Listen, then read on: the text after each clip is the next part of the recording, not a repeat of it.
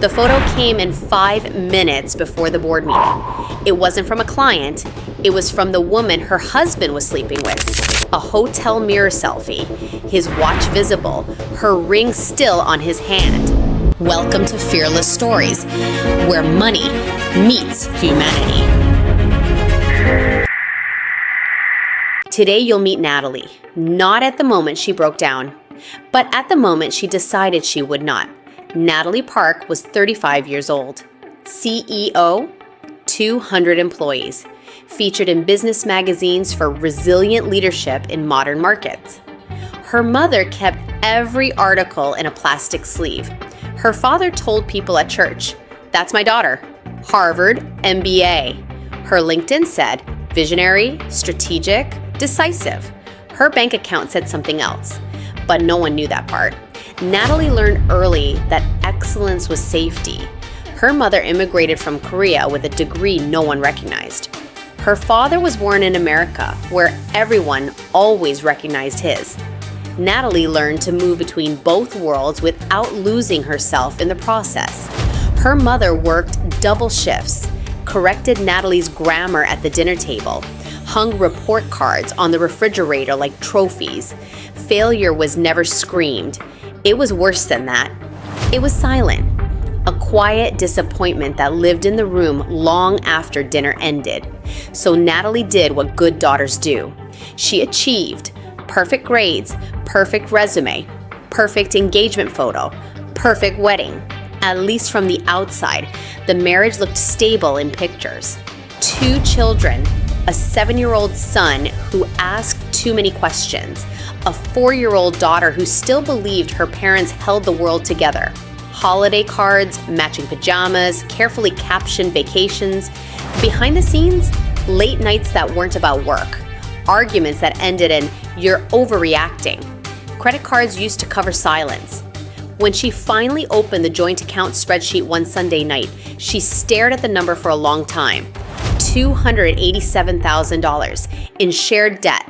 Business investments he promised would flip. Luxury purchases disguised as networking. Lines of credit she never agreed to. All in both their names. And now, the photo. 5 minutes before she had to present to a room full of investors. The woman didn't write much, just, "You deserve to know." Natalie zoomed in. The hotel wallpaper, the timestamp, the ring. Her reflection stared back at her from the boardroom glass wall. Immaculate blazer, calm posture, hands shaking. The assistant knocked. "They're ready for you." Of course they were. 200 employees depended on her decisions. Parents depended on her stability. Children depended on her composure. Perfection is a contract, and she had signed it early. She walked into the boardroom. Slides ready, quarterly projections polished, revenue slightly down but defensible. Her throat tightened. She could do what she always did, perform. No one here knew about the hotel, or the debt, or the lawyer she met last Thursday during lunch with a client. They saw leadership. They saw control. They saw a woman who had it together. Her chest tightened. The panic didn't feel dramatic. It felt quiet, like drowning politely. She imagined the headline if everything collapsed. CEO mismanages company during personal turmoil. Her mother reading it. Her children hearing whispers. Her employees losing jobs.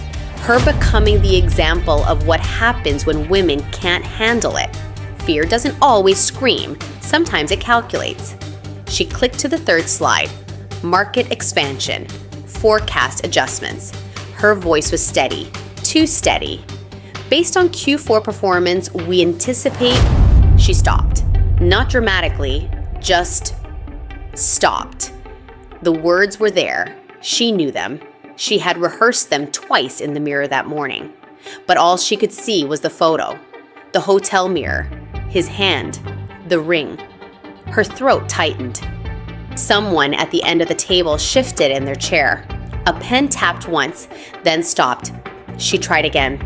Based on Q4, her voice cracked, just slightly. Enough. She cleared her throat, reached for the glass of water in front of her. Her hand trembled.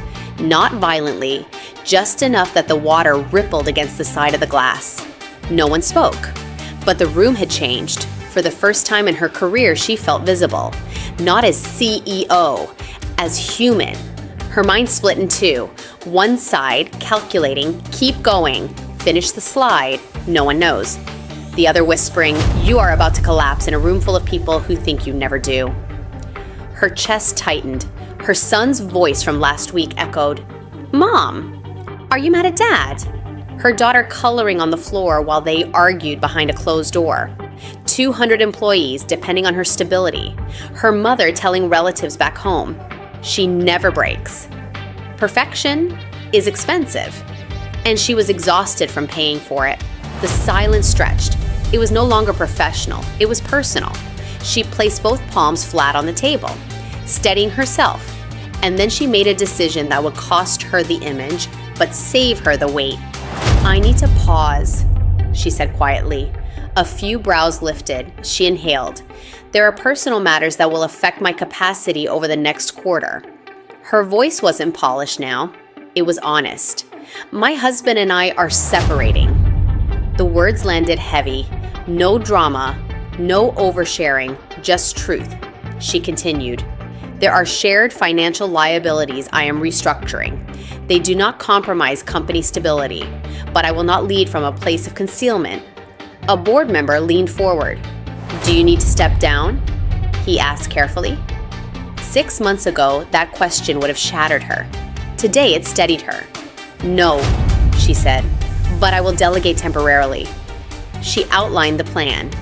Interim authority structure, financial oversight reinforcement, clear contingency steps. Her voice strengthened as she spoke, not because she regained control, but because she stopped pretending. When she finished, the room stayed quiet for a moment. Not tense, not judgmental, just processing. Her CFO was the first to speak. Thank you for telling us, he said, and for trusting us with it. Not pity, respect. Across the table, one of the senior board members leaned forward. You didn't owe us perfection, she said. You owed us leadership, and this is leadership.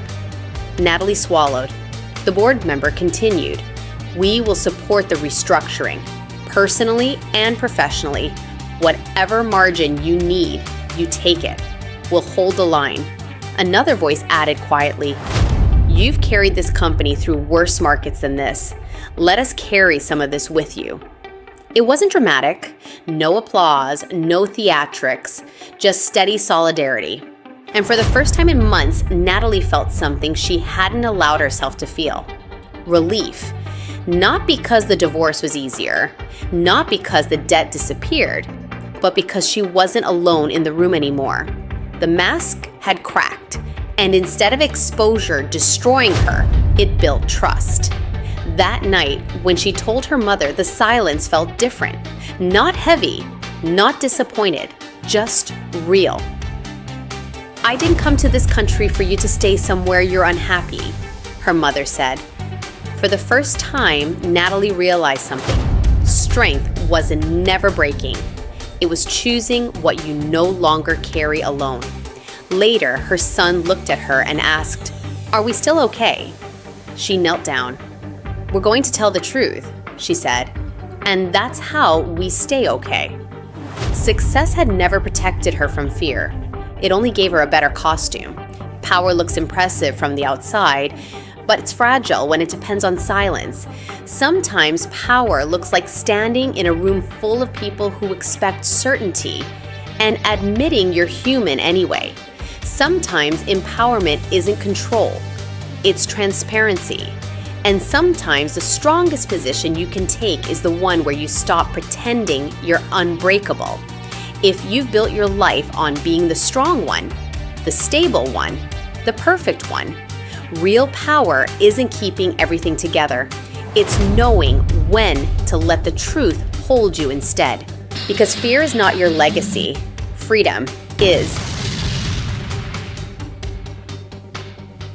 Before you go, let me ask you something real. If you told the truth about what you're carrying, what would actually fall apart? And is it possible the only thing breaking is the illusion? Share it in the comments. A word, a sentence, or your story. You never know who needs to read it and realize they're not alone.